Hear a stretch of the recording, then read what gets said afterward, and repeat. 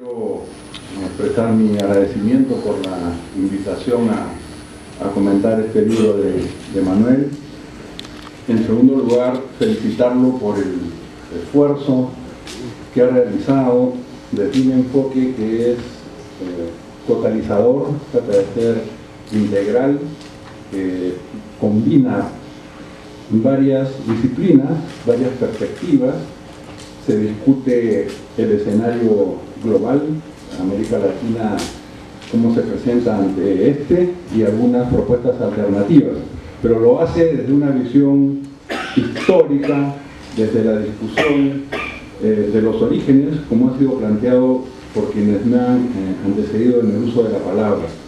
Para dar una idea de este enfoque integral, yo quiero comenzar señalando algunos de la estructura que tiene el trabajo. Él empieza a señalar primero las bases civilizatorias, después los fundamentos civilizatorios para discutir la nación integral, y en tercer lugar los desafíos históricos, este Perú del Bicentenario de América Latina en el mundo, ¿no?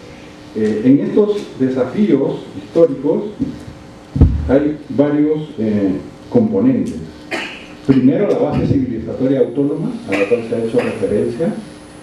En segundo lugar, el virreinato y cómo se reconfigura este espacio internamente.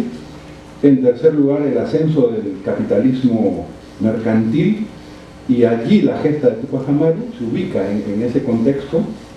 Después, en Independencia Política de las Naciones de América Latina, trata de, en cada contexto histórico, presentar estas dinámicas, la formación de las repúblicas oligárquicas y, por último, la crisis del mundo unipolar en el caso de Estados Unidos. Yo quiero de estos capítulos resaltar algunos puntos para rematar después con un comentario. En primer lugar, este Perú como nación, con este enfoque de civilización, de tiempo, territorio, nación, república, yo creo que uno de los aportes principales, bueno, de los que a mí me parecen muy importantes, es rescatarlo del Tahuantinsuyo, frente a la interpretación eurocentrista que él señala en el libro, de cuando se hablaba de territorios casi sin historia. Y cada vez más descubrimos que somos civilizaciones originarias en el mundo, y el descubrimiento de Caral así lo demuestra. En segundo lugar, que en estos fundamentos civilizatorios, donde él trabaja en el capítulo 2, señala que estamos en este momento de la naciente nación pluriétnica enfrentada a la distopía de la provincia administrada en plena era global, la reformulación de los territorios con las naciones en la repolitización de la vida social. Y él señala que es un periodo histórico comparable al de la formación de naciones en el siglo XIX en Sudamérica.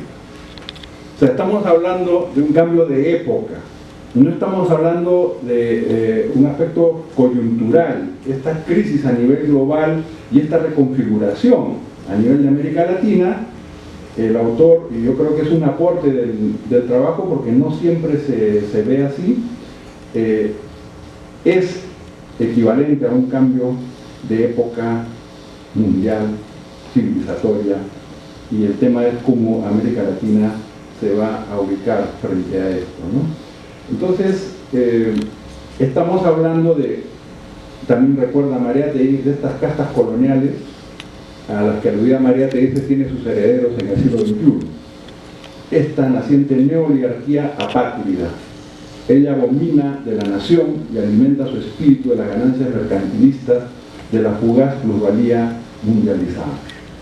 Es decir, frente a esta historia, frente a esta riqueza, frente a esta autonomía y frente a estas opciones y este ejemplo al mundo, las élites recientes no se reconocen, no lo reconocen, lo ocultan, y en esta globalización o hiperglobalización se quieren integrar a un mundo, pero sin reconocer la peculiaridad histórica, que es lo que da identidad y es lo que permite proyectar a las naciones en esa globalización. En tercer lugar, en los desafíos históricos, cuando habla de la crisis del mundo multipolar, él señala en ese tercer capítulo algo que ya han señalado mis colegas acá del panel. No voy a entrar a discutir esta crisis del sistema mundial y, en el caso unipolar, los procesos que se están generando en torno a esta gran crisis. Pero aquí quizás un matiz respecto a lo que plantea Manuel, porque está señalando el peso de América Latina, o sea, viene con el impulso de lo trabajado en los capítulos anteriores, y un poco que las alternativas de UNASUR, del ALBA, de la CELAC, se plantean como aquellas que responden, ¿no?, a este intento de consolidación unipolar. Yo creo que sí, como señala también Mocha, digamos, estas luchas nunca han desaparecido, siempre han estado. O sea, el punto es quién o cómo, qué hegemonías se construyeron, qué grupos económicos, cuáles fueron los que controlaron el Estado, etc. Eso siempre está, pero creo que tenemos que ser realistas. Estamos en un periodo de defensiva estratégica, digamos, ¿no? O sea, no es lo mismo América Latina o el enfrentamiento con Chávez y con todo el ALBA surgiendo o en apogeo, que en una situación como la que estamos. China ha perdido peso en el escenario mundial, en participación del comercio, en la globalización, está quedando rezagado frente a la innovación tecnológica, frente a la robótica, a la industria 4.0, como se llama, con la inteligencia artificial. O sea, esas brechas entre países desarrollados y en desarrollo, si nosotros no ponemos un punto central en la búsqueda de la innovación, de la ciencia y la tecnología, de la educación, vamos a quedar rezagados. Entonces, el tema es, como dice Manuel en su trabajo muy bien, no es mirar el Tahuantinsuyo o toda esta gesta histórica para volver al pasado, sino para enfrentar el futuro. Pero a este futuro también tenemos que enfrentarlo con nuevas agendas. Hay una crisis de lo que se ha llamado los regímenes post-liberales, de todos estos que cuestionaban la integración de los TLCs, siguiendo el modelo de lo que se ha hecho con Estados Unidos.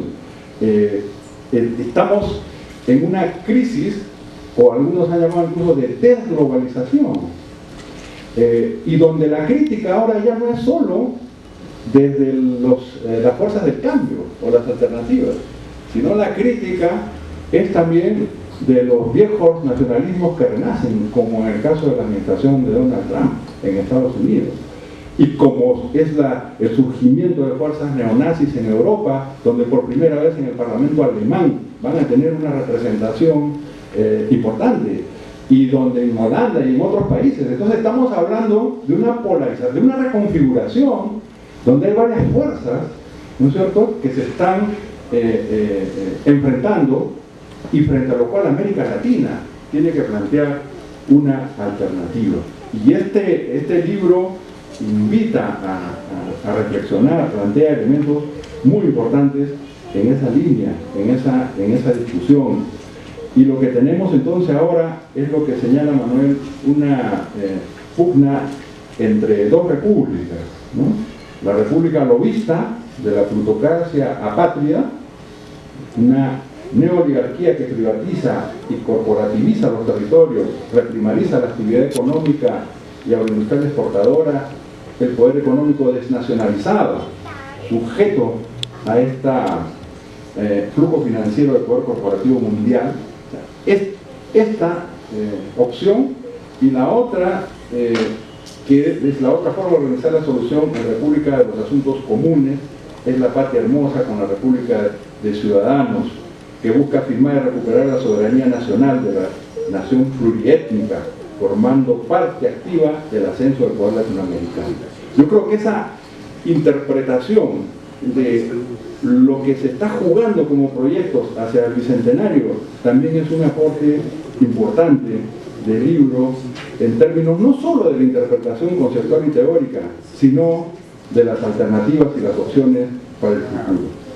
Y en el capítulo 4, con eso voy a terminar, se plantea cuáles son los desafíos al Bicentenario y la crisis de la República en este Perú de 1992 al 2021. Y él va a señalar allí que en estos desafíos o en esta construcción de una alternativa a esa república lobista, se reconocen y se rescatan a esos grandes hombres y próceres que han sido señalados, ¿no? Tupac Amaru, Faustino Sánchez Carrión, Mariátegui. Entonces, en esa búsqueda, en lo que él señala la crisis fundacional, ¿cierto?, de la República, en la página 60, dice: quieren reducir la patria a un territorio subordinado sin nación, al Estado a una fachada de república sin ciudadanos, y la política a un mercado de corruptelas subordinada al control mediático y al vacío de la institucionalidad política. Patria hermosa, soberana, o plutocracia corrupta, apátrida. Es el conflicto político que marca este largo periodo hasta el Bicentenario Nacional, ¿no? Entonces, este parteaguas, ¿no es cierto?, me parece muy importante porque plantea tareas también políticas. Después aterriza en la coyuntura de los últimos, el último año, la coyuntura electoral. Yo solamente quiero decir, quiero reiterar la felicitación. Esto también recoge otros trabajos que Manuel ha hecho, pero creo que estamos en una crisis de paradigmas. Y él señala, se basa en trabajos de la CEPAL para formular la alternativa, pero no hemos logrado en América Latina desarrollar un paradigma equivalente a lo que se hizo con la CEPAL de los años 60 o con la teoría de la dependencia y otras opciones teóricas que sí surgieron desde América Latina, pensando América Latina. Hay propuestas alternativas, hay esbozos, pero nos falta articular una opción integral teórica, porque a partir de esa teoría, a partir de esa visión, a partir de esa utopía, vamos a poder construir un camino alternativo. Y más allá de los avatares o de las limitaciones que se ha señalado de las fuerzas del cambio, yo creo que hay que repetir la consigna que se decía antes, pues ustedes la citaban y yo la aprendí de ustedes, que era, aunque si no podemos ir juntos, aunque sea marchar separados, pero volver juntos. Muchas gracias.